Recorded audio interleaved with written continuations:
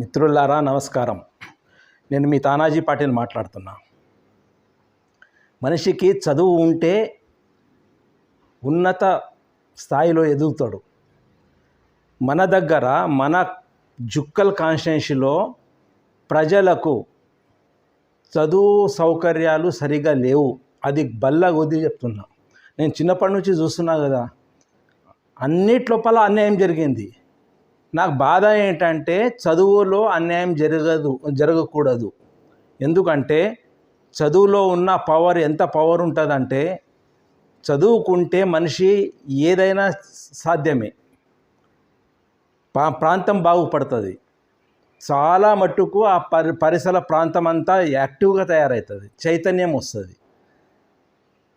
మన దగ్గర బేసిక్ స్థాయిలోనే చదువుని చాలా ఇది చేస్తున్నారు, నెగ్లెక్ట్ చేస్తున్నారు. ఇది చూడలేకపోతున్నా మిత్రులారా, నేను చూడలేకపోతున్నా. ఇప్పుడు ఉదాహరణకు చెప్తా మీకు. ఉదాహరణకు కేంద్ర ప్రభుత్వం మద్నూరు మండలంలో కేంద్రీయ విద్యాలయం మంజూరు చేసింది. బీబీ పాటిల్, మన మాజీ ఎంపీ బీబీ పాటిల్ ఆధ్వర్యంలో. ఆ మంజూరు చేసిన దానికి తెచ్చుకొని దానికి మంచిగా మన దగ్గర ఆ ప్రాంతం సెలెక్ట్ చేసి ఆ విద్యాలయం ఏర్పాటు చేసి ఉంటే ఎంత బాగుంటుంది. కానీ ఎవ్వరు పట్టించుకోలేదు. ఇది కేంద్ర ప్రభుత్వం కాబట్టి ఎంపీ స్థాయిలో ఉంటుంది, ఎంపీ చేతిలో. ఎంపీ ఏం చేయాలా? సురేష్ షెట్కార్ ఏం చేయాలి? మన దగ్గర వచ్చి ఆ ప్రాంతం పరిశీలించి దాన్ని ఓకే ఇప్పించి కాంట్రాక్టర్లకు ఇచ్చి చకచక పనులు చేయాలి. దాంతో ఏమవుతుందంటే మన ప్రాంతం లోపల ఎంతో వందలు కాదు వేల మంది విద్యార్థుల జీవితాలు బాగుపడతాయి. ఈ సోయి మన నాయకులకు ఉండాలి. వాళ్ళకే పడదు. ఈ ఏదైతే పనులు చేయించాలా, మనము ఒక విద్యాలయాన్ని ఏర్పాటు చేయాలనే సోయి తప్పి ఆయనకు అంటే ఈయనకు పడదు, ఈయనకంటే ఆయనకు పడదు. స్థానిక ఎమ్మెల్యేకు ఎంపీకి మంచి సఖ్యతగా ఉంటేనే ఏ పనులైనా జరుగుతాయి. ఇక్కడ జరుగుతలేదు. నేను బడా అంటే మై బడా అని వాళ్ళ ఇద్దరు లోపల. ఈ ఎంపీ అయితే ఓన్లీ ఆయన ఓట్లాడడానికే వస్తాడు, తర్వాత కనబడాడు కూడా. అది ఏం ఎంపీ ఏమో అర్థం కాదు.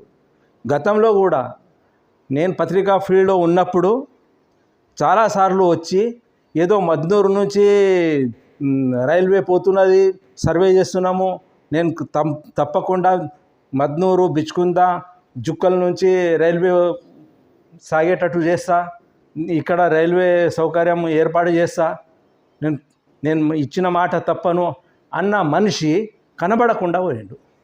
ఎవరు చెప్తాం? పోనీ ఇక్కడ ఉన్న వాళ్ళన చైతన్యము ఉందా? వీళ్ళకి ఏమైనా సోయి ఉందా? మనం అడగాల, ఏ ప్రతినిధినైనా సరే ఆ ప్రతినిధికి నిలదీయాలా అనేది ఉందా? లేదు. జోకడంలో ఉన్న సోయి నాయకులకు నిలదీయడంలో లేదు మన దగ్గర. నాకు అదే బాధ అనిపిస్తుంది. మీరు ఎందుకు మీతోటి చేత కాకపోతే జోకడం కూడా వదిలేసేయండి. ఆ కండవాళ్ళు వేస్తారు, వాళ్ళ ఎంబడి తిరుగుతారు, నేనే ఎంపీ, నేనే ఎమ్మెల్యే అనుకుంటూ తిరుగుతారు. సోయి లేదు మీకు. కేంద్రీయ విద్యాలయం అయితే ఎంతమంది, కొన్ని వేల మంది జీవితాలు బాగుపడతాయి. ఎంతోమంది మన మద్నూరు నుంచే, మన బిచ్కుంద నుంచే, మన జుక్కల నుంచే, మన కొడబగంటి నుంచే, పిట్లం నుంచి ఎంతో వందలు కాదు వేల మంది డాక్టర్లు, ఇంజనీర్లు మంచి స్థానంలో వాళ్ళు పోగలుగుతారు.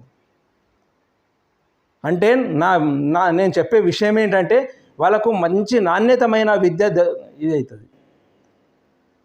ఆ నాణ్యతమైన విద్యను ప్రసాదించమని నేను వేడుకుంటున్నా.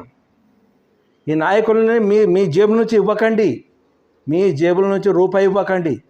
ఏదైతే కేంద్ర ప్రభుత్వము మంజూరు చేసిందో ఏదైతే కేంద్రీయ విద్యాలయము ఏర్పాటు చేయండి మద్నూరు లోపల. సోయి ఉండాలా.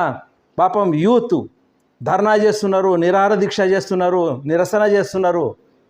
అప్పుడన్నా సోయి వస్తలేదా? ఎంత చెప్పాలా? వాళ్ళ ఇంటి కోసం అడుగుతున్నారా? నేను ప్రతి ఒక్క ప్రజాప్రతినిధికి అడుగుతున్నా. ప్రజాప్రతినిధి అనేవాడు ప్రజలకు హితం కోరేవాడు ఉండాలి, ప్రజల్ని మేలు చేసేవాడు ఉండాలి. ప్రజా జీవితము ఈరోజు ఎంత ఇబ్బంది పడుతున్నారో దానికి మార్గాలు అన్వేషించాలి. దానికి ప్రతినిధి అంటారు. ప్రజల్లో తిరగాల. నీకేం కావాలా చెప్పు, నీకేం ఇబ్బంది ఉంది చెప్పు అని అనాలా. ఆ ప్రజాప్రతినిధికి ఎంత పవర్ ఉంటుందంటే ఆయన చెప్పింది ఏదైనా సక్సెస్ అవుతుంది. మన దగ్గర ఓట్లు వేసేటప్పుడు కాళ్ళు పట్టుకుంటారు ఈ దొంగ నా కొడుకులు. కాళ్ళు పట్టుకుంటారు. ఓటింగ్ అయిపోయిన తర్వాత నువ్వు ఎవడో ఏమో అసలు గుర్తు కూడా పట్టవు. వీళ్ళు సిగ్గు తప్పి, మన ప్రజలు సిగ్గు తప్పి, సార్ నమస్తే సార్ అంటే నీకు ఎక్కడో చూసినాయా, నువ్వు ఏ ఊరయ్యా అనేది, నేను గుర్తుపట్టలేదయ్యా అంటారు. మీ ముఖం మీద ఉమ్మేసినట్టు మాట్లాడతారు. అయినా కూడా ప్రజల్లో చలనం వస్తలేదు. ప్రజలు యాక్టివ్గా తయారు కావాలి. నాకు కేంద్ర ప్రభుత్వం ఏదైతే శాంక్షన్ చేసిందో కేంద్రీయ విద్యాలయం చాలా సంతోషంగా ఫీల్ అయినా. సిబిఎస్ఈ సిలబస్ ఉంటుంది, అడ్వాన్స్ సిలబస్. ఎంత అక్కడ చదివిన ప్రతి పిల్లవాడు బాగుపడతాడు, టాప్ పొజిషన్లో ఉంటాడు. ఎంపీఏ ఒక మన ఫార్మసీలో టాప్లో ఉంటాడు, ఎంబీబీఎస్లో టాప్లో ఉంటాడు, ఇంజనీరింగ్ చేయగలుగుతాడు. కేంద్రీయ విద్యాలయంలో చదువుకున్నా అంటేనే ఆయన ఇదే వేరు ఉంటుంది. అంత స్ట్రిక్ట్గా, అంత రూల్స్, పర్ఫెక్ట్ రూల్స్ తోటి, అంత క్రమశిక్షణతోటి అక్కడ చదువు ఉంటుంది. ఆ చదువు వచ్చినందుకు సంతోషపడాలా, ప్రజలకు చెప్పాలా, అయ్యా నీకు మీకోసం తీసుకొచ్చిన, నేను ఏర్పాటు చేసే వరకు నేను వెనకడుగు వేయను, నేను మీకు ప్రమాణం చేస్తున్నా, మీరు ఓట్లు వేసిరు కదా, నేను తప్పకుండా మీ మేలుని మర్చిపోను అని అనాలా.